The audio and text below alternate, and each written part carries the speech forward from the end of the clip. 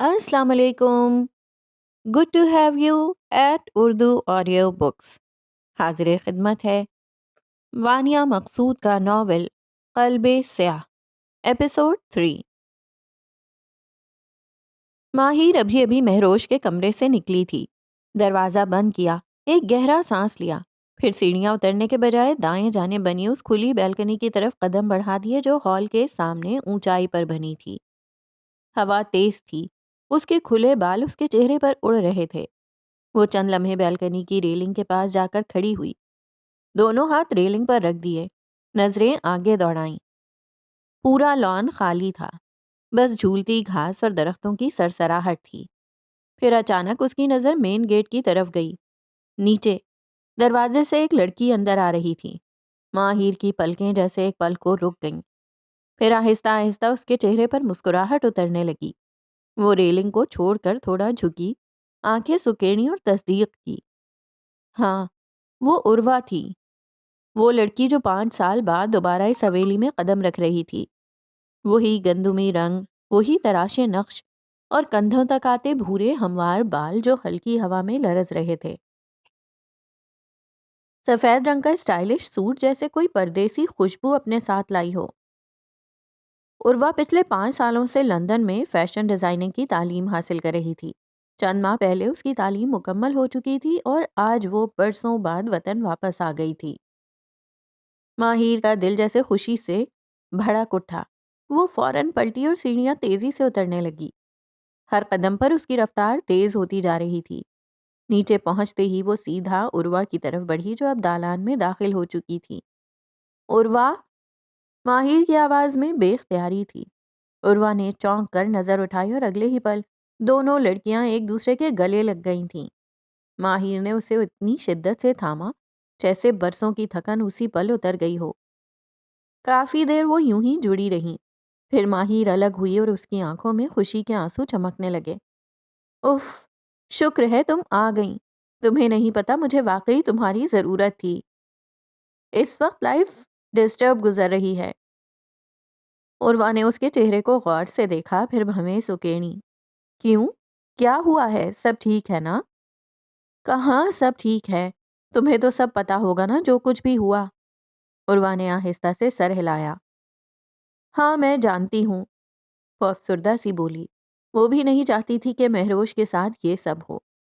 ماہر پیچھے ہوئی اور اسے غور سے دیکھنے لگی. تم تو بالکل بدل گئی ہو. عروا ہلکا سا ہنسی.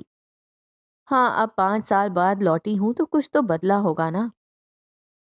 مجھے تو حویلی کی یاد بہت آتی تھی، عروا نے مسکرا کر کہا. واقعی؟ بلکہ میں تو کہتی ہوں تم خوش نصیب تھیں جو 5 سال اس حویلی سے دور رہیں، ورنہ جو کچھ یہاں رہ کر میرے دماغ کا حال ہوا ہے نا، وہ مت پوچھو. سمجھو برباد ہو گیا ہے. عروا ہنسنے لگی. وہ تو ہے، مگر مجھے تم سب کی بہت یاد آتی تھی. ماہر نے گہری سانس لی، جیسے وہ لمحہ بھر کے لیے اپنے تمام مسائل بھول گئی ہو. تمہیں اندازہ نہیں ہے کہ تمہیں یہاں دیکھ کر مجھے کتنی خوشی ہو رہی ہے. اچھا؟ عروا نے شرارت سے آنکھیں سکیڑیں. یا پھر بس خوشی اس بات کی ہے کہ اب شہریار کی بدتمیزیوں کا کوئی اور گواہ بھی ہوگا. ماہر کا چہرہ ایک دم سخت ہو گیا.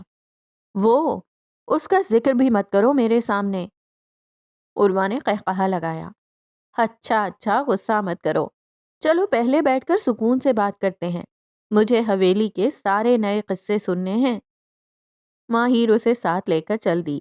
کچھ دیر بعد وہ دونوں صوفے پر ساتھ ساتھ بیٹھ چکی تھیں. ارد گرد خاموشی تھی. عروا نے موقع دیکھ کر لب کھولے، مگر ماہر نے جیسے پہلے ہی بھانپ لیا ہو کہ وہ کیا کہنے والی ہے. اچھا بتاؤ، وہ مہندی پر شہریار کیسا لگ رہا تھا؟ یہی پوچھنے والی تھی نا؟ ماہر نے اس کی بات کاٹ کر بے ساختہ کہا، پھر خود ہی اپنے سوال کا جواب بھی دے دیا. تو پہلے ہی سن لو، وہ بہت زیادہ زہر لگ رہا تھا. عروا جو پرجوش ہو کر بات شروع کرنے والی تھی، اس کے بے تکلف مگر زہر بھرے لہجے پر ایک لمحے کے لیے رک گئی، پھر بے اختیار ہنس پڑی. تمہیں تو وہ زہر ہی لگے گا، وہ ہنسی دبائے بولی. پتہ نہیں تمہیں اس بیچارے میں اتنی کیا برائی نظر آتی ہے. ماہر نے ناگواری سے اسے دیکھا اور طنزیہ ہنسی ہنس کر بولی. بیچارہ؟ عروہ مجھے وہ زہر اس لیے نہیں لگتا کہ وہ لڑتا ہے یا اس کی وجہ سے مجھے بابا کی ڈانٹ سننی پڑتی ہے. مجھے وہ اس لیے زہر لگتا ہے کیونکہ وہ ایک اچھا انسان نہیں ہے. عروہ کی ہنسی آہستہ آہستہ معدوم ہونے لگی جبکہ ماہر کا لہجہ پہلے سے زیادہ سخت ہو گیا تھا. تمہیں پتا بھی ہے اس کی گیدرنگز کیسی ہوتی ہیں؟ شراب، نشہ، غیر ضروری لوگوں کے ساتھ بے تکی محفلیں. وہ لڑکیوں کے ساتھ گھنٹوں باتیں کرتا ہے. ایک سے بات ختم ہوتی ہے تو دوسری سے شروع کر دیتا ہے. وہ ایسا انسان ہے ہی نہیں جسے پسند کیا جائے. ماہر کی سچائی بھرے سخت الفاظ سن کر عروہ لمحے بھر کے لیے خاموش رہی. اور میں نہیں جانتی کہ تمہیں اس جیسے گھٹیا انسان میں کیا اچھا لگتا ہے جو ہر لڑکی سے محبت کے دعوے کرتا ہے، جو بے وفائی کرتا ہے، جو دھوکا دیتا ہے. وہ لڑکا تمہارا کبھی نہیں ہو سکتا عروہ. میں اسے اپنا بنا کر رہوں گی. اس بار اس کی آواز میں ضد تھی. کوئی ہچکچاہٹ، کوئی مزاح نہیں، بس ایک مضبوط فیصلہ. ماہر نے طنز بھری مسکراہٹ کے ساتھ اس کی طرف دیکھا، جیسے اس کی بات پہ یقین کرنا بے وقوفی ہو. نہیں عروہ، اس نے بہت پرسکون مگر قطعیت بھرے لہجے میں کہا، تم اسے نہیں بدل سکتی کیونکہ جو لوگ محبت کو کھیل سمجھتے ہیں وہ کبھی نہیں بدلتے. محبت کھیل نہیں ہوتی ماہر، مگر کچھ لوگ تبھی سمجھتے ہیں جب انہیں خود محبت ہو جائے. ماہر کچھ دیر خاموش رہی اور پھر بولی، نہیں، ایسے لوگ محبت کرنا نہیں صرف کھیلنا جانتے ہیں. اور شہریار جیسا شخص تو کبھی بدل ہی نہیں سکتا کیونکہ گندگی چاہے جتنی بھی چھپائی جائے بدبو دینا نہیں چھوڑتی. میری مانو، چھوڑ دو اسے. تم جیسی مخلص لڑکی اس جیسے دوغلے اور گندے انسان کے قابل نہیں جو ہر دوسری لڑکی کے ساتھ میٹھے بول بول کر اسے بیوقوف بناتا ہے. وہ کبھی کسی کا نہیں ہو سکتا، نہ تمہارا نہ کسی اور کا. ماہر کی آواز میں تلخی اور نفرت واضح تھی، مگر عروہ خاموش رہی. وہ جانتی تھی کہ بحث بڑھانے کا کوئی فائدہ نہیں. کچھ دیر بعد دونوں کے درمیان خاموشی رہی اور پھر پتہ نہیں کتنی دیر وہ دونوں باتیں کرتی رہیں. وہ ماہر کی سب سے خاص دوست تھی. کچھ دیر بعد مہروش کا نکاح تھا. حویلی سجی ہوئی تھی، ہر طرف روشنیوں کا ہالہ تھا مگر اس جگمگاہٹ کے بیچ ایک اندھیرا تھا. مہروش کے دل میں. کمرے میں وہ آئینے کے سامنے بیٹھی تھی، سنہری زیورات سے آراستہ، لال جوڑے میں ملبوس، مگر اس کے چہرے پر کوئی رونق نہیں تھی. آنکھیں ویران، ہونٹوں پہ وہی بے رونق سی مسکراہٹ جو زبردستی چہرے پر سجا رکھی تھی. پیچھے پلنگ پر ماہر بیٹھی تھی. اس کے چہرے پر بھی خوشی کے بجائے ایک اداسی تھی. مہروش کو تیار کرنے کے لیے ایک لڑکی بلائی گئی تھی جو اب اس کے جوڑے کو آخری بار ٹھیک کر کے باہر جا چکی تھی. جیسے ہی دروازہ بند ہوا ماہر فوراً اپنی جگہ سے اٹھی اور مہروش کے قریب آئی. آپی. مہروش نے سرخ آنکھوں سے ماہر کی طرف دیکھا. آپی، آپ کو ابھی نکلنا ہوگا. مولوی صاحب آ گئے ہیں نیچے، کچھ دیر میں نکاح ہے، اس سے پہلے. مہروش نے نم آنکھوں سے سر اٹھا کر ماہر کو دیکھا. کیا ہوا آپی؟ سب ٹھیک ہے نا؟ ماہر نے جھک کر اس کے سامنے آتے ہوئے دھیمی آواز میں پوچھا. اگر اگر میں وہاں گئی اور بلال نے انکار کر دیا تو؟ مہروش کی آواز تھر تھرا گئی، آنکھیں چھلکنے کو تھیں. ماہر نے گہری سانس لی اور گھٹنوں کے بل اس کے سامنے بیٹھ گئی، نرمی سے اس کے ہاتھ تھام لیے. آپ نے ان سے بات کی؟ پوچھا کچھ؟ مہروش نے بے بس نظروں سے اسے دیکھا. ہاں کی ہے، اس نے ہاں بھی کر دی ہے. اچھا، یہ تو اچھی بات ہے، وہ بھی راضی ہیں. بس اب دل مضبوط کریں اور یہاں سے نکلیے، سیدھا ان کے گھر جائیں. مہروش کی آنکھیں اور پھیل گئیں. لیکن اگر میرے وہاں جانے سے اس نے منع کر دیا، اگر اس نے فیصلہ بدل لیا کسی وجہ سے تو؟ آپ کو ہاں کر کے پھر منع کیوں کریں گے؟ ماہر نے مضبوط لہجے میں کہا. وہ آپ سے محبت کرتا ہے آپی، برسوں کی محبت ہے وہ آپ کی مجبوری سمجھے گا، یقین رکھیے. بس جائیں ہمت سے اور وہ انکار نہیں کرے گا. ماہر فوراً کھڑی ہو گئی. مجھ پر یقین ہے آپ کو؟ مہروش نے فوراً سر ہلایا. ہے. تو پھر ڈریں مت. ماہر نے ہاتھ بڑھا کر اسے سہارا دیا. بس نکلیے، ادھر حویلی کی فکر مت کیجیے، میں سب سنبھال لوں گی. ہاں، تھوڑا شور ہوگا، کچھ چیخو پکار، مگر سب سنبھل جائے گا. مہروش کی آنکھوں میں پھر خوف اتر آیا۔ اور اگر بابا نے ڈھونڈ لیا تو؟ ماہر نے نرمی مگر مضبوطی سے اس کے بازو کو تھاما۔ آپ ہی، ابھی دل میں وہم پالنے کا وقت نہیں ہے۔ بابا نہیں ڈھونڈیں گے، بس بلال سے نکاح کریں اور کہیں دور نکل جائیں۔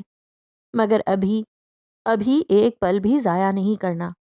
اور اس بات کا وہم دل سے نکال دیں کہ آپ وہاں جائیں گی اور بلال منع کر دے گا۔ آپ کو اپنی محبت پر یقین ہونا چاہیے، وہ منع نہیں کرے گا۔ اب بس باتیں کرنے کا وقت نہیں ہے، چلیں بس چلیں۔ ایک آنسو مہروش کی آنکھ سے ٹوٹ کر گرا مگر ماہر کے چہرے پر مسکراہٹ آئی۔ آپی، آپ جائیں، چھوڑ دیں یہ حویلی، میں آپ کے ساتھ ہوں، جو بھی مسئلہ ہوگا میں دیکھ لوں گی۔ یہ کہہ کر اس نے مہروش کو زور سے گلے لگا لیا، جیسے اسے یقین دلا رہی ہو کہ کچھ بھی نہ ہو جائے، وہ اس کا ساتھ نہیں چھوڑے گی۔ مہروش نے ایک نظر خود کو آئینے میں دیکھا، سجی سنوری مگر اندر سے بکھری ہوئی۔ اس کے دل کی دھڑکنیں بے ترتیب ہو رہی تھیں، مگر ایک عجیب سی ہمت بھی جاگ اٹھی تھی۔ آپی، آپ زیادہ وقت ضائع مت کریں، ابھی کے ابھی نکلنا ہوگا ورنہ موقع ہاتھ سے نکل جائے گا، ماہر نے جلدی سے کہا۔ اس کی نظریں دروازے کی طرف تھیں، جیسے خطرہ ہر لمحہ قریب آ رہا ہو۔ مگر ماہر، میں کیسے نکلوں؟ باہر تو سب موجود ہیں، کوئی نہ کوئی دیکھ ہی لے گا۔ ماہر نے تیزی سے ارد گرد نظر دوڑائی، پھر دروازے کے قریب جا کر باہر جھانکا۔ ہال میں مہمانوں کا رش تھا، سب نکاح کی تیاریوں میں مصروف تھے، مگر حویلی کے باہر موجود گارڈز اور ملازم ہر آنے جانے پر والے پر نظر رکھے ہوئے تھے۔ مین گیٹ سے تو نکلنا ناممکن ہے، مگر پیچھے والے باغ کی دیوار زیادہ اونچی نہیں، آپ وہاں سے جا سکتی ہیں۔ مگر وہاں تک جاؤں گی کیسے؟ مہروش نے بے چینی سے پوچھا۔ ماہر نے جلدی سے اس کا ہاتھ پکڑا اور اسے دروازے کے پیچھے لے آئی۔ ابھی آپ یہیں رکو، میں کچھ کرتی ہوں۔ یہ کہہ کر وہ فوراً باہر نکلی۔ جیسے ہی اس نے دروازہ کھولا وہ اپنی جگہ ساکت رہ گئی۔ سامنے شہریار کھڑا تھا، ہلکی روشنی میں اس کے چہرے پر شرارت بھری مسکراہٹ تھی اور وہ ہاتھ باندھے لاپرواہی سے دروازے کے چوکھٹ سے ٹیک لگائے کھڑا تھا۔ ماہر کی سانس جیسے ایک لمحے کے لیے رک گئی۔ شہریار کے چہرے پر وہ مخصوص مسکراہٹ اور آنکھوں میں چمک دیکھ کر اس کا دل زور سے دھڑکا۔ تم یہاں کیا کر رہے ہو؟ ماہر کی آواز کانپ گئی۔ شہریار نے ذرا سا جھک کر نظریں اس پر گاڑ دیں۔ کچھ نہیں، بس تم لوگوں کو بلانے آیا تھا، نکاح شروع ہونے والا ہے نا؟ اس کی مسکراہٹ گہری ہو گئی۔ ماہر کی پیشانی پر پسینہ آ گیا۔ اس نے جلدی سے ارد گرد دیکھا، کہیں کوئی سن نہ لے، پھر آہستہ سے بولی، تم نے کچھ سنا تو نہیں نا؟ شہریار نے سر ہلایا۔ نہیں نہیں، میں نے تو کچھ بھی نہیں سنا۔ پھر رکا، اپنی مسکراہٹ چھپاتے ہوئے لاپرواہی سے کندھے اچکائے اور بولا، بس یہ سنا ہے کہ تم اپنی بہن کو بھگانے کا پروگرام بنا رہی ہو، باقی تو کچھ بھی نہیں سنا۔ ماہر کی آنکھیں خوف سے پھیل گئیں۔ شہریار کی آنکھوں میں شرارت اور مزہ لینے والی چمک تھی، جیسے وہ ہر لمحے کا لطف اٹھا رہا ہو۔ وہ ابھی کوئی مزید طنزیہ جملہ کہنے والا تھا کہ ماہر نے فوراً اس کے منہ پر ہاتھ رکھ دیا۔ چپ، خاموش، کسی کو پتہ نہیں چلنا چاہیے۔ وہ ارد گرد دیکھتے ہوئے سرگوشی میں بولی۔ شہریار کے لبوں پر کھیلتی مسکراہٹ مزید گہری ہو گئی، مگر اس نے اپنی جگہ سے ہلنے کی کوشش نہیں کی، بس مزے سے ماہر کو دیکھتا رہا۔ کچھ لمحوں بعد ماہر کو احساس ہوا کہ وہ کب سے اس کے منہ پر ہاتھ رکھے کھڑی ہے۔ فوراً ہاتھ ہٹایا، مگر شہریار کی نظروں کی شرارت برقرار رہی۔ اب کیا کرنے کا ارادہ ہے؟ وہ لاپرواہی سے بولا، جیسے سب کچھ تماشا ہو اور وہ ناظر۔ ماہر نے بمشکل اپنے حواس بحال کی اور سرگوشی میں بولی، تم چپ رہو، کسی کو کچھ پتہ نہیں چلنا چاہیے۔ شہریار نے ذرا سا جھک کر دلچسپی سے اسے دیکھا، پھر اچانک سیدھا ہو کر بولا، اگر واقعی بھگانے کا ارادہ ہے تو دروازے سے جانے کی ضرورت نہیں، تم اسٹور روم سے بھی تو پچھلے باغ کی طرف جا سکتی ہو۔ ماہر حیرت سے اسے دیکھنے لگی۔ کیا مطلب؟ شہریار نے بے نیازی سے ہاتھ جیب میں ڈالے اور دیوار کے ساتھ ٹیک لگا کر بولا، مہروش کے کمرے سے اسٹور روم کا دروازہ کھلتا ہے نا؟ اور اس اسٹور روم کی کھڑکی کے پیچھے سیڑھی رکھی ہوتی تھی، کبھی دیکھی ہے؟ ماہر کو یاد آیا، وہ کھڑکی جو ہمیشہ بند رہتی تھی، جہاں پرانے سامان کے بیچ ایک زنگ آلود سیڑھی بھی ہوتی تھی۔ وہی سیڑھی! اس نے ہچکچاتے ہوئے کہا۔ شہریار نے سر ہلایا۔ ہاں، اگر زیادہ دیر نہ ہوئی ہو تو ابھی تک وہیں ہوگی۔ اس کھڑکی سے نکل کر پچھلے باغ میں اترا جا سکتا ہے اور وہاں سے دیوار کے ساتھ ساتھ چل کر حویلی سے باہر نکلا جا سکتا ہے۔ بس دیکھنا زیادہ شور نہ ہو ورنہ پکڑی جاؤ گی۔ ماہر نے گھبرا کر ادھر ادھر دیکھا۔ تم نے یہ سب دادا کو تو نہیں بتایا؟ شہریار نے مسکرا کر کندھے اچکائے۔ میں نے کچھ بھی نہیں بتایا، بس تمہیں راستہ بتا دیا ہے، باقی تمہاری قسمت۔ یہ کہہ کر وہ مڑ گیا اور بے فکری سے سیڑھیاں اترنے لگا، جبکہ ماہر کا دل زور زور سے دھڑکنے لگا۔ اب سوال یہ تھا کہ کیا واقعی وہ مہروش کو وہاں سے نکال پائے گی یا نہیں۔ مہروش کا دل بری طرح دھڑک رہا تھا، جبکہ ماہر اپنے قدم پھونک پھونک کر رکھ رہی تھی۔ جلدی کریں، ماہر نے دھیمی آواز میں کہا اور آگے بڑھ کر اسٹور روم کا دروازہ کھولا۔ مہروش بے یقینی سے اس چھوٹے سے کمرے میں داخل ہوئی جہاں پرانے صندوق، لکڑی کے ٹوٹے پھوٹے تختے اور دھول میں اٹی ہوئی چیزیں پڑی تھیں۔ یہاں سے؟ مہروش نے بے یقینی سے کہا۔ ماہر نے جلدی سے کھڑکی کی طرف اشارہ کیا۔ ہاں، شہریار نے کہا تھا یہاں ایک پرانی سیڑھی رکھی ہوتی تھی۔ مہروش نے ایک پل کے لیے حیرانی سے اسے دیکھا۔ شہریار؟ بعد میں سمجھاؤں گی، ابھی جلدی کریں۔ ماہر نے گھبرا کر کھڑکی کے پیچھے جھانکا اور واقعی وہاں پر زنگ آلود سیڑھی رکھی ہوئی تھی۔ یہ کام کرے گی نا؟ ماہر نے سرگوشی کی۔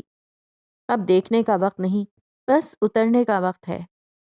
مہروش نے گہرا سانس لے کر کہا، جیسے خود کو مضبوط کر رہی ہو۔ ماہر نے جلدی سے کھڑکی کھولی اور سیڑھی نیچے کی طرف دھکیل دی۔ وہ دھیرے سے نیچے اتری اور پھر مہروش کو اشارہ کیا۔ آرام سے آنا، شور مت کرنا۔ مہروش نے سانس اندر کھینچی اور آہستہ آہستہ سیڑھی پر قدم رکھا۔ وہ دونوں جلدی مگر خاموشی سے نیچے اتر گئیں۔ زمین پر پہنچ کر مہروش نے ایک پل کے لیے ارد گرد دیکھا، جیسے اب بھی یقین نہ آ رہا ہو کہ وہ واقعی حویلی کے حصار سے باہر نکلنے کے قریب ہے۔ یہاں سے باغ کے پچھلے دروازے تک جانا ہوگا۔ ماہر نے سرگوشی کی اور مہروش کا ہاتھ مضبوطی سے تھاما اور تیزی سے باغ کے پچھلے دروازے کی طرف دوڑی۔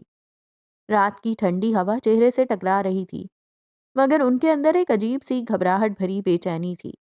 ہر قدم کے ساتھ ایسا لگ رہا تھا جیسے پیچھے سے کوئی پکار لے گا، جیسے ابھی کوئی انہیں روک لے گا، مگر وہ بھاگتی نہیں۔ دروازے کے قریب پہنچ کر ماہر نے جلدی سے کنڈی کھولی۔ دروازہ پرانا تھا، چرچراتے ہوئے کھلا، جیسے بھیانک رازداری میں ان کا ساتھ دے رہا ہو۔ مہروش نے کانپتے ہاتھوں سے ماہر کا بازو پکڑا۔ اس کی آنکھوں میں بے یقینی تھی۔ یہاں سے آگے آپ کو اکیلے جانا ہوگا، ماہر نے دھیرے سے کہا۔ اس کی آواز میں لرزش تھی۔ ماہر؟ مہروش کی آواز بھیگی ہوئی تھی، جیسے ابھی ٹوٹ جائے گی۔ ماہر نے آگے بڑھ کر اسے زور سے گلے لگا لیا۔ اپنا خیال رکھنا پلیز۔ اس کے آنسو مہروش کی گردن پر گر رہے تھے۔ مہروش نے بھی اسے مضبوطی سے تھام لیا، جیسے آخری بار اس کی محبت اور خلوص کو محسوس کرنا چاہتی ہو۔ تم بھی پلیز خود کو سنبھال لینا۔ ماہر نے اسے خود سے الگ کیا اور جلدی سے اس کے چہرے کو دیکھ کر بولی، آپ کے بغیر ماہر خود کو کبھی نہیں سنبھال سکتی، مگر ابھی نکلیں اس سے پہلے کہ کوئی آ جائے۔ مہروش نے ایک آخری نظر اس پر ڈالی، پھر ہلکی سی ہچکی لے کر سر ہلایا اور دروازے کے پار قدم رکھ دیا۔ ماہر نے دھڑکتے دل کے ساتھ اسے دیکھتے ہوئے دروازہ آہستہ سے بند کر دیا۔ اس کی سانسیں بے ترتیب ہو رہی تھیں، آنکھوں سے آنسو بہہ رہے تھے، مگر ایک اطمینان بھی تھا کہ وہ مہروش کو بچا چکی تھی۔ پیچھے کہیں حویلی کی روشنیوں میں خوشیوں کی رونق تھی، مگر ماہر کے لیے وہ روشنی آج بالکل بے رونق لگ رہی تھی۔ ماہر نے جیسے ہی اندر قدم رکھا، اس کا دل بے ترتیب دھڑکنے لگا۔ آنکھوں میں آنسو تھے، مگر وہ تیزی سے انہیں پونچھنے کی کوشش کر رہی تھی۔ حویلی کے اندر روشنیوں کی جھلملاہٹ تھی، ہنسی مذاق کی آوازیں، مہمانوں کی باتیں، ہر طرف خوشی کا شور تھا، جیسے یہاں کبھی کوئی غم آیا ہی نہ ہو۔ مگر ماہر کے دل میں جیسے کچھ ٹوٹ رہا تھا۔ وہ جو کچھ لمحہ پہلے اپنی بہن کو ایک انجان راہ پر چھوڑ آئی تھی، اب یہاں اس ہجوم میں کھڑی تھی جہاں کسی کو کچھ خبر نہیں تھی۔ ہر چہرہ خوشی سے دمک رہا تھا، جیسے کسی کو خبر ہی نہ ہو کہ کچھ لمحے پہلے کوئی ایک دنیا چھوڑ کر جا چکا ہے۔ ماہر نے ایک لمحے کو خود کو بے حد تنہا محسوس کیا۔ وہ تو ایک ہی بہن تھی، مگر وہی تو سب کچھ تھی۔ وہی تو تھی جس کے ساتھ ہنسی، روٹنا، شکایتیں اور خواب جڑے تھے، جس کے ساتھ بیٹھ کر وہ دل کا ہر بوجھ ہلکا کر لیا کرتی تھی۔ اب وہ نہیں تھی، تو لگا جیسے زندگی ہی کہیں چھوٹ گئی ہو، جیسے اس کی اپنی ذات، آدھا وجود چھن گیا ہو۔ ایک بے ساختہ خوف دل کے اندر اتر گیا۔ اگر مہروش کبھی زندگی میں دوبارہ نہ ملی تو؟ اگر وہ کہیں بہت دور ہمیشہ کے لیے چلی گئی تو؟ پھر یہ زندگی کیسے گزرے گی؟ اس کے بغیر کون اسے سنبھالے گا جب وہ بکھرے گی؟ ہوں، بڑی بہادر نکلی تم تو۔ ایک مانوس آواز نے اسے ٹھٹکنے پر مجبور کر دیا۔ ماہر نے گردن موڑی۔ شہریار بالکل قریب کھڑا تھا، چہرے پر شرارت بھری مسکراہٹ، جیسے وہ ابھی ابھی کوئی دلچسپ تماشا دیکھ کر آیا ہو۔ کیا مطلب؟ ماہر نے الجھن اور تھکن بھرے لہجے میں کہا۔ شہریار نے ذرا سا جھک کر رازدارانہ انداز میں سرگوشی کی۔ بس یہ سوچ رہا ہوں کہ فلمی کہانیوں میں ہیروئنیں جو کام کرتی ہیں وہ تم حقیقت میں کر چکی ہو۔ بہن کو بھگا دیا، اب کیا پلان ہے؟ خود بھی فرار ہو جاؤ گی یا ڈرامے کا اگلا سین کچھ اور ہوگا؟ ماہر نے گہری سانس لی۔ اس کی نظریں شہریار کے چہرے پر جمی تھیں، جہاں وہی لاپرواہ مسکراہٹ کھیل رہی تھی۔ وہ جانتی تھی شہریار اسے تنگ کر رہا ہے۔ وہ ہمیشہ سنجیدگی کے بجائے چیزوں کو ایک کھیل سمجھ کر دیکھتا تھا۔ تم ہمیشہ تماشا ہی کیوں دیکھتے ہو؟ ماہر نے تھکی ہوئی آواز میں کہا۔ کیونکہ تماشے میں شامل ہونا میرے بس کی بات نہیں، مگر دیکھنے کا اپنا ہی مزہ ہے، خاص طور پر جب ہیروئن خود اپنی کہانی بگاڑنے پر تلی ہو۔ ماہر نے پلکیں جھپکیں۔ اس کی آنکھوں میں تھکن تھی، غصہ تھا، دکھ نہیں، بس ایک عجیب سی خالی گہری تھکن۔ وہ چند لمحے خاموش رہی، جیسے اندر کچھ ٹوٹنے کی آواز سننے کی کوشش کر رہی ہو۔ پھر آہستہ سے بولی، کبھی کسی کا درد خود پر اتار کے دیکھا ہے شہریار؟ تماشے دور سے اچھے لگتے ہیں، مگر جب تمہاری اپنی سانسیں ان چیخوں میں گم ہونے لگیں تو کوئی سین، کوئی ڈائلاگ، کچھ بھی نہیں بچتا، بس خاموشی رہ جاتی ہے۔ شہریار کے چہرے پر اب بھی وہی ہلکی بے فکر مسکراہٹ تھی۔ اس نے جیبوں میں ہاتھ ڈالے، کندھے ذرا ڈھیلے کیے اور جیسے کچھ سنا ہی نہ ہو ویسے ہی کھڑا رہا، مانو ماہر کے لفظ اس کے دل پر نہیں، صرف ہوا میں گونجے ہوں۔ ماہر نے دوپٹہ سنبھالا، 2 قدم آگے بڑھی اور پھر پلٹ کر رکی۔ تم کہانی کے کنارے کھڑے تماشائی ہو نا؟ تو یاد رکھنا، ہیروئنیں برباد ضرور ہوتی ہیں، مگر مٹی میں ملنے سے پہلے وہ پوری دنیا کا سچ آئینہ کر جاتی ہیں۔ اور وہ پلٹ کر سیڑھیوں کی طرف بڑھ گئی۔ شہریار اس کے پیچھے خاموش کھڑا رہا، پھر اچانک ہنسنے لگا۔ اسے ماہر کا غصہ دیکھنا پسند تھا، جیسے وہ اس کی جذباتی کیفیت سے محظوظ ہو رہا ہو۔ کچھ دیر بعد حویلی میں کوہرام مچ چکا تھا۔ سلیمان شاہ کا غصہ آسمان کو چھو رہا تھا۔ ان کی گرجدار آواز ہر کونے میں گونج رہی تھی۔ نوکر، ملازم، سب کانپ رہے تھے، مگر آج وہ کسی کی سننے کے موڈ میں نہیں تھے۔ ہر طرف ہلچل مچی ہوئی تھی۔ جہانگیر چہرے پر قاتلانہ سختی لیے 3 4 آدمیوں کے ساتھ حویلی کے دروازے سے باہر نکل چکا تھا۔ اس کی آنکھوں میں ایک وحشی پن تھا، جیسے وہ کسی کی جان لے کر ہی لوٹے گا۔ کاشان بھی ان کے ساتھ تھا، قدموں میں بے چینی اور پیشانی پر تناؤ لیے، جیسے وہ جانتا ہو کہ آگے کیا ہونے والا ہے۔ کچھ ہی لمحوں میں حویلی میں بھونچال آ چکا تھا۔ ماہر دیوار سے لگی، نظریں جھکائے بس دل ہی دل میں بہن کی خیریت کی دعا مانگ رہی تھی۔ تزمین گہری خاموشی میں سر تھامے بیٹھی تھی اور شاکرا پھپھو نازیہ چچی کے ساتھ زبان کی قینچیاں تیز کر چکی تھیں۔ مگر اس سارے طوفان کے بیچ ایک گوشے میں شہریار ٹانگ پر ٹانگ رکھے بیٹھا سیب کاٹ کر اطمینان سے کھا رہا تھا، جیسے یہ سب اس کے لیے ایک سنسنی خیز فلم کا سین ہو۔ کچھ دیر بعد جب جہانگیر واپس آیا تو وہ خالی ہاتھ تھا۔ ساتھ وہی آدمی تھے جنہیں لے کر نکلا تھا، مگر مہروش کہیں بھی نہیں ملی تھی۔ کہاں ہے وہ؟ سلیمان شاہ کی آواز کمرے میں گرجی۔ نہیں ملی۔ تم ہی کہتے تھے زمین کے آخری کونے سے بھی نکال لاؤ گے اسے۔ سلیمان شاہ کا لہجہ زہر آلود تھا۔ جہانگیر نے لب بھینچ کر جواب دیا، اتنی تلاش نہیں کی ابھی، لگتا ہے خود ہی واپس آ جائے گی۔ جو لڑکی حویلی سے بھاگ جائے وہ خود چل کر واپس آ جائے گی، تمہیں یہ لگتا ہے؟ جہانگیر نے سرد آواز میں کہا۔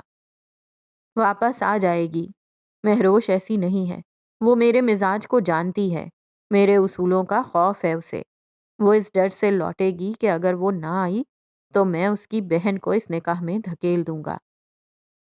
ایک لمحے کو سناٹا چھا گیا۔ ماہر نے چونک کر نظریں اٹھائیں، دل جیسے سینے میں دہل گیا ہو۔ تزمین نے دھندلائی ہوئی آنکھوں سے جہانگیر کے چہرے کی طرف دیکھا۔ اب یہ اپنی دوسری بیٹی کے ساتھ کیا کرنے والا ہے؟ ماہر نے ماں کی طرف دیکھا مگر دل میں ایک تلخ یقین تھا۔ وہ جانتی تھی تزمین خاموشی سے بابا کے ہر فیصلے پر سر جھکا دے گی جیسے ہمیشہ جھکاتی آئی ہے، مگر ماہر وہ چپ چاپ قربانی نہیں دے گی۔ وہ مر جانا پسند کرے گی مگر ہاں ہاں کبھی نہیں کہے گی۔ شاکرا کی آواز میں تیز طنز کھل رہا تھا جب اس نے بلند لہجے میں کہا، آخر وہ زینت کی ہی بیٹی نکلی نا؟ ماں نے بھی تو جہاں زیب بھائی کو دھوکہ دے کر سارے خاندان میں شرمندہ کیا تھا، اور انجام کسی آوارہ عاشق کے ہاتھوں مار دی گئی۔ اب بیٹی بھی ماں پہ گئی ہے، کردار بھی، انجام بھی اور بدنامی بھی۔ ماہر نے خونخوار نظروں سے پھپھو کو دیکھا۔ دل چاہ رہا تھا کچھ ایسا کہ زبان سے نکلتا تو نہیں مگر ہاتھ ضرور اٹھ جاتا، مگر ابھی وہ خود پر قابو رکھے کھڑی تھی۔ ان سب کے درمیان شہریار نے خاموشی سے ایک نظر پورے ماحول پر ڈالی۔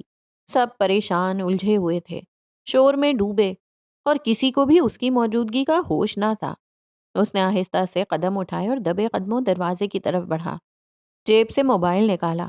اس کے دوست کی کال آئی ہوئی تھی، سب کہیں باہر گھومنے گئے ہوئے تھے۔ اس کو بھی بلایا تھا مگر نکاح کی وجہ سے اس نے انکار کر دیا تھا اور کوئی جانے بھی نہیں دیتا۔ مگر اب نہ نکاح نہ روکنے والا، اور سب کو اپنی مصیبتوں سے فرصت نہیں، تو پھر نکل جانا ہی بہتر تھا۔ وہ بنا کوئی آواز کیے حویلی سے باہر نکل گیا۔ کچھ دیر بعد کمرے میں ایک بوجھل سی خاموشی پھیلی ہوئی تھی۔ کچھ دیر پہلے تک گونجتی آوازیں اب جیسے دیواروں میں سمٹ گئی تھیں۔ ماہر تھکن اور بے چینی کے مارے آہستہ سے صوفے پر آ بیٹھی۔ کمرے کی فضا بھاری تھی اور وقت جیسے رک سا گیا تھا۔ 2 گھنٹے گزر چکے تھے، مگر نہ جہاں زیب نے دوبارہ باہر جانے کا ارادہ ظاہر کیا، نہ ہی کسی اور نے کوشش کی کہ مہروش کا پتہ لگایا جائے۔ سب کو گویا اس بات کا یقین تھا کہ مہروش خود ہی لوٹ آئے گی۔ جہاں زیب کی کہی بات گویا سب کے دل و دماغ پر مہر لگا چکی تھی۔ واپس آ جائے گی، ڈر کے مارے خود ہی لوٹے گی۔ مگر ماہر جانتی تھی وہ نہیں آئے گی، اور وہ یہی چاہتی تھی کہ وہ نہ آئے، مگر ساتھ ہی دل میں ایک گہرا خوف بھی تھا، وہ ڈر جس نے ابھی ابھی الفاظ کی صورت میں اس کے سامنے جنم لیا تھا۔ اگر مہروش واپس نہ آئی اور ماہر کی شادی کشان سے کر دی گئی تو؟ ماہر کا دل بیٹھنے لگا۔ نہیں، وہ ایسا نہیں ہونے دے گی۔ وہ جانتی تھی کہ جہاں زیب کیا چاہتا ہے، اور وہ یہ بھی جانتی تھی کہ وہ کسی قیمت پر اپنی زندگی اس فیصلے کے آگے نہیں جھکنے دے گی۔ پھر اچانک دروازے کے پار کسی کے قدموں کی آہٹ گونجی۔ سب کی نگاہیں ایک دم دروازے کی سمت اٹھ گئیں۔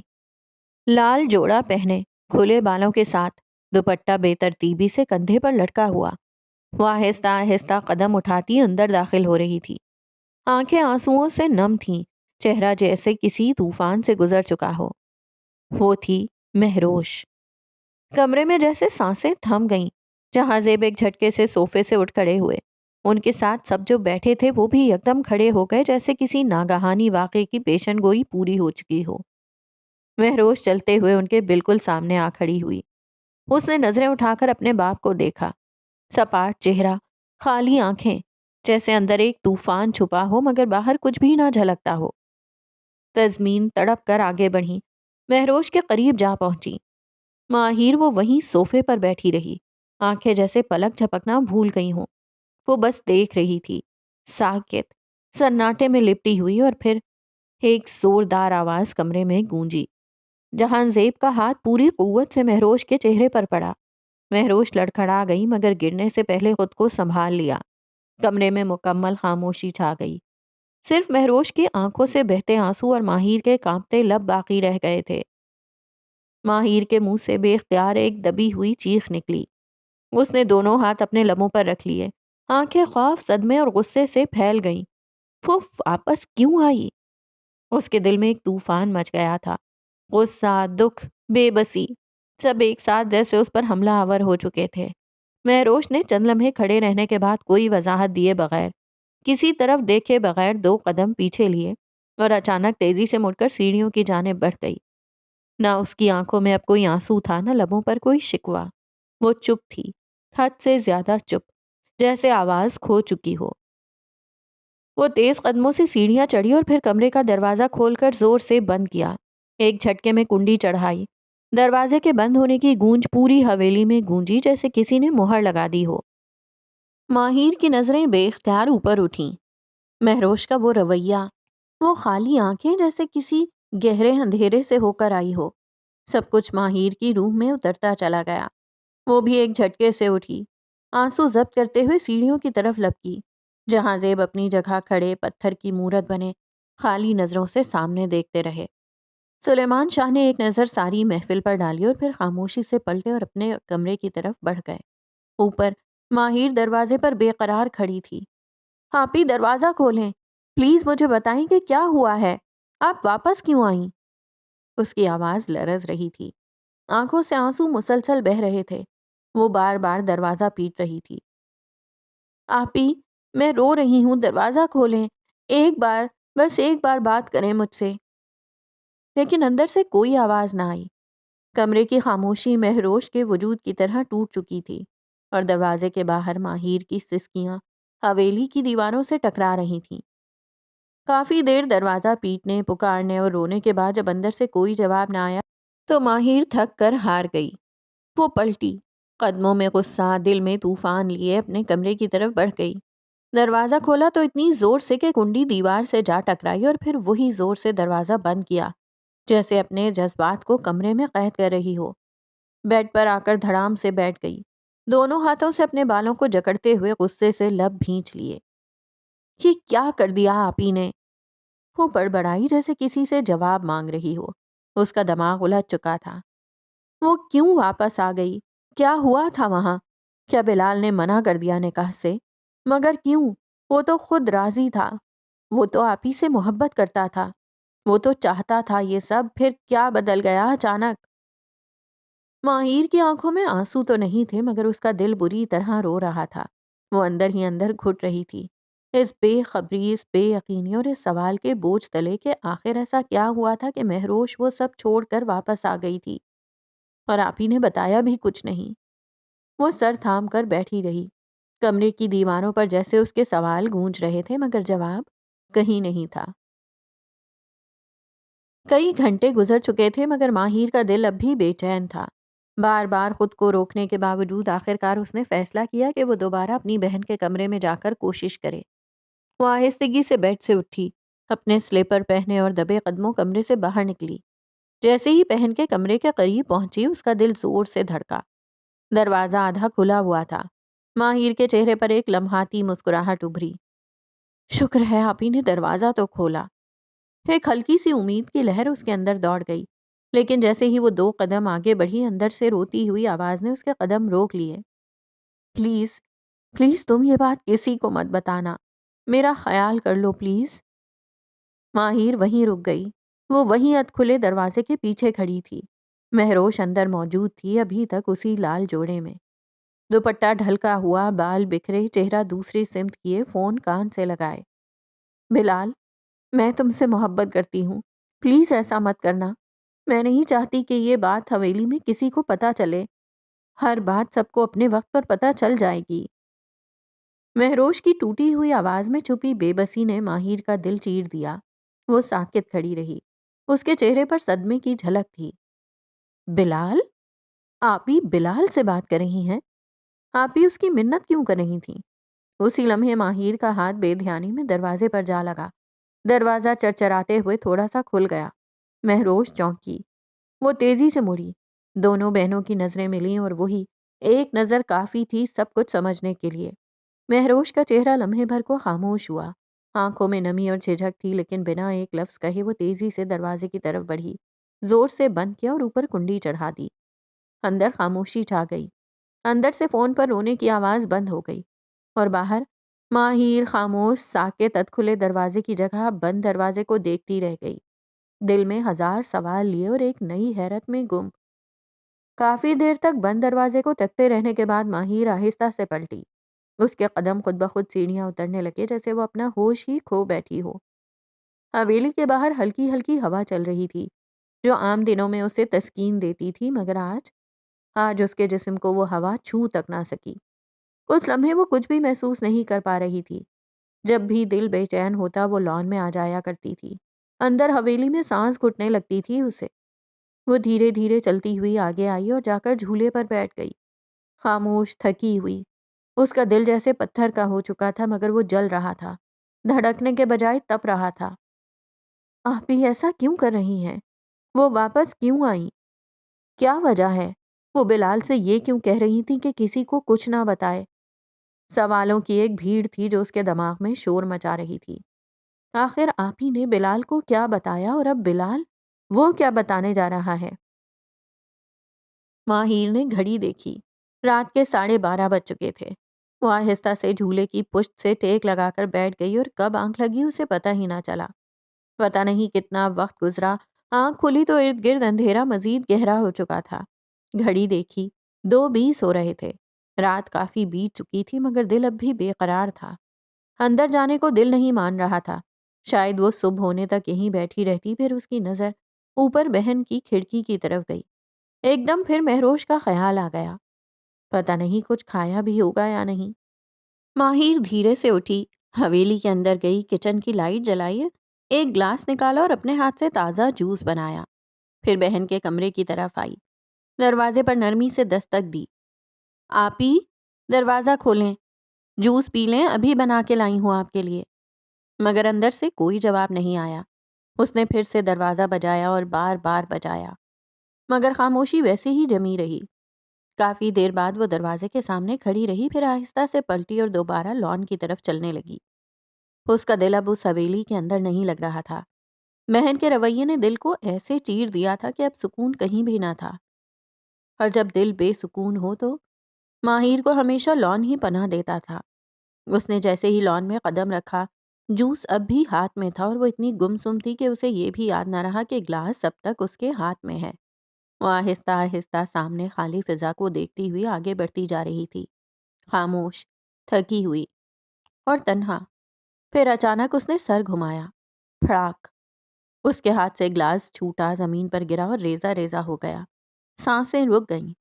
جو نظروں کے سامنے تھا وہ ناقابل یقین تھا۔ نہیں! ایک چیخ اس کے لبوں سے نکلی، بے ساختہ، تیز، دل دہلا دینے والی۔ پھر دوسری، تیسری چیخیں گونجنے لگیں۔ وہ زمین پر بیٹھ گئی، روتی، تھر تھراتی، ہوش باختہ۔ سامنے مہروش تھی، زمین پر گرا وجود، لال چوڑا، خون میں بھیگا سر، خاموشی سے پڑا جسم۔ گھاس سرخ ہو چکی تھی، ہر طرف بس خون کا رنگ تھا۔ ماہر کی چیخوں کی آواز سے پوری حویلی کے اندر ہلچل مچ گئی۔ سب بھاگتے ہوئے آئے، سب کی آنکھیں پھٹی کی پھٹی رہ گئیں۔ ماہر وہیں بیٹھی رہی، نظریں بس اپنی بہن پر۔ صدمہ، بے یقینی، کوئی سوال نہیں، کوئی لفظ نہیں، بس مہروش پر نظریں جمائے۔ مہروش نے خودکشی کر لی تھی۔ کمرے کا دروازہ آہستہ سے کھلا۔ اندھیرے میں ڈوبے وجود کے ساتھ وہ لڑکھڑاتے قدموں سے اندر داخل ہوا۔ سر گھوم رہا تھا، آنکھوں کے آگے سب کچھ دھندلا تھا۔ جیسے ہی اندر آیا، ہاتھ سے دروازہ بند کیا اور جھٹ سے کنڈی لگا دی۔ وہ ابھی ابھی باہر سے آیا تھا، دوستوں کے ساتھ، شراب کے نشے میں دھت۔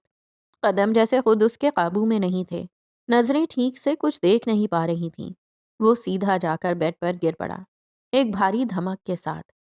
سانسیں بے ترتیب تھیں، آنکھیں سرخ، چہرے پر تھکن اور بدمستی کی مہر لگی تھی۔ دروازے پر زور زور سے دستک ہوئی۔ شہریار، دروازہ کھولو! نازیہ کی آواز تھی، بے چین، گھبرائی ہوئی، کانپتی ہوئی۔ دروازہ کھولو جلدی، مسئلہ ہو گیا ہے، حویلی میں کوہرام مچ گیا ہے، تم کہاں بے ہوش پڑے ہو؟ وہ آنکھیں بند کیے چھت کو گھور رہا تھا، آوازیں جیسے کسی دور سے آ رہی تھیں۔ نازیہ کی چیخیں، دروازے کی دھڑکنیں، سب کچھ سنائی دے رہا تھا مگر سمجھ کچھ نہیں آ رہا تھا۔ نشہ پورے وجود پر چھا چکا تھا، دماغ جیسے کسی اور دنیا میں بھٹک رہا تھا۔ آنکھوں کے سامنے سب کچھ تیر رہا تھا اور وہ بس پڑا رہا، بے حس، بے خبر۔ حویلی کا وہ کمرہ کھلا کھلا سا تھا، कुशादा और पुरसुकून। एक तरफ ऊंचा सा पलंग रखा था और दूसरी जानिब लकड़ी का नफीस सा सोफा। दीवार में जड़ी बड़ी सी खिड़की से धूप यूं अंदर आ रही थी कि अंदर रोशनी जलाने की कोई जरूरत ही न थी। खिड़की के आगे रखी लकड़ी की पुरानी सी कुर्सी पर एक छोटी सी बच्ची खड़ी थी। वो अपने छोटे छोटे हाथों से कंघी कर रही थी। नन्हे कद के बायस वो आईने में पूरी नजर नहीं आ रही थी। इसीलिए उसने कुर्सी घसीट कर आईने के एंड सामने रखी और उस पर खड़ी होकर अपने नन्हे हाथों से बाल संवारने लगी। गुलाबी और हल्के नीले रंग का छोटा सा फ्रॉक पहने, छोटे छोटे बाल जो कंधों तक आते थे, और वो भी हल्के से घुंघरियाले। वो सिर्फ 6 साल की थी, मासूम, प्यारी और बेहद खूबसूरत। उसी लम्हे उसकी माँ कमरे में दाखिल हुई, नरमी से उसके करीब आई और आहिस्तगी से उसके हाथ से कंघी ली तो बच्ची ने पीछे मुड़कर देखा। लाओ, मुझे दो, मैं प्यारे से बाल बना दूं तुम्हारे। जीनत ने महरोश के हाथ से कंघी ली। वो लंबी, दुबली और सादा मगर बेइंतहा हसीन लड़की थी। लंबी काली कमीज, खुला सफेद पजामा, लंबे खुले स्याह बाल जो कमर से नीचे तक आते थे, बड़ी बड़ी खूबसूरत आंखें और ऐसा चेहरा के देखने वाला पल भर में दीवाना हो जाए। उसके चेहरे पर कोई मेकअप ना था, सादा सी थी मगर दिल को छू जाने वाली। मामा, हम कहाँ जा रहे हैं? उसने मासूमियत से पूछा। हम हम नानों के घर जा रहे हैं, जीनत ने नरमी से कहा। फिर उसने घड़ी देखी, सुबह के 9 बज रहे थे। मामा, नीचे कौन अंकल आए हैं? जीनत के हाथ थम गए। उसने बेटी को आईने से देखा, कुछ देर खामोश रही और फिर बोली, वो अंकल हमें नानों के घर ले जाने के लिए आए हैं। तो बाबा कहाँ हैं? बाबा, दादा, चाचू सब गांव किसी काम से गए हैं। मामा और आप घर में अकेली हैं। और चची अम्मी कहाँ हैं? उसके सवाल रुकने का नाम ही ना लेते थे। वो बच्ची थी, बहुत सवालात करती थी। वो अपनी मामा के घर गई हुई है ना? वाकई घर में वो और उसकी बेटी अकेली थीं। सिर्फ 2 मुलाजिम थे और तन्हाई उनकी साथी। कुछ देर बाद महरोश फर्श पर बैठकर अपने खिलौनों से खेल रही थी। जमीन पर उसने बहुत से खिलौने फैला रखे थे, गुड़ियां, नन्ही कारें और छोटे छोटे बर्तन। वो उन सब में महव थी, जैसे उसके नन्हे से जहां में कोई परेशानी ना हो। उसके बाल जीनत ने निहायत प्यार से संवारे थे। दरमियान से मांग निकालकर 2 छोटे छोटे जूड़े बनाए थे जो उसके गोल मासूम चेहरे के साथ निहायत प्यारे लग रहे थे। हर जोड़े पर हल्के गुलाबी रंग के रिबन बंधे थे जो बार बार महरोश के झुकने से झूलते थे। दूसरी तरफ जीनत खिड़की के पास खड़ी बाहर कहीं दूर देख रही थी। शायद दिल में किसी अनजान बेचैनी का शोर था। अचानक दरवाजा जोर से खुला। कमरे की खामोशी में एक धमाका सा हुआ। जीनत ने चौंक कर पीछे देखा, लेकिन महरोश अपने खिलौनों में मगन रही। वो अभी छोटी थी, खतरे की आहट को पहचानने से नाआशना। दरवाजे से एक शख्स आहिस्ता आहिस्ता चलता हुआ अंदर दाखिल हो रहा था।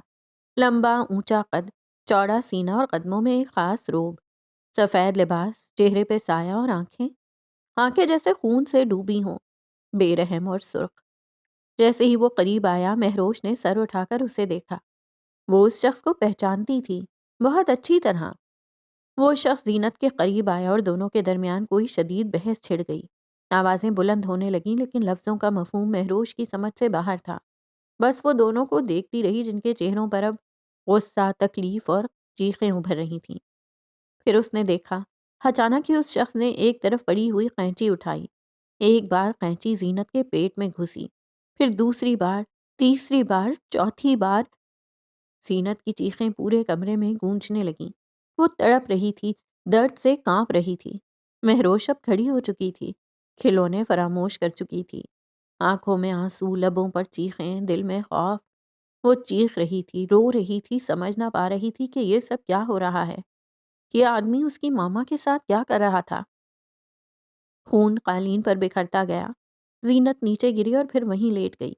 उसके मुंह से खून बह रहा था और जान धीरे धीरे उसके वजूद से निकल रही थी। महरोश की आंखें अपनी माँ पर थीं, फिर उस आदमी पर जिसकी कैंची अब खून से तर थी। वो शख्स जीनत को छोड़कर अब मुड़ा। उसकी नजरें महरोश पर पड़ीं। महरोश सहम कर पीछे हटने लगी। नन्हे कदमों से वो पीछे को सरकती गई। उसकी नजरें उस आदमी के खून आलूद हाथों और कैंची पर थीं। फिर वो शख्स आगे बढ़ा और महरोश का नन्हा सा बाजू सख्ती से पकड़कर उसे अपने सामने किया।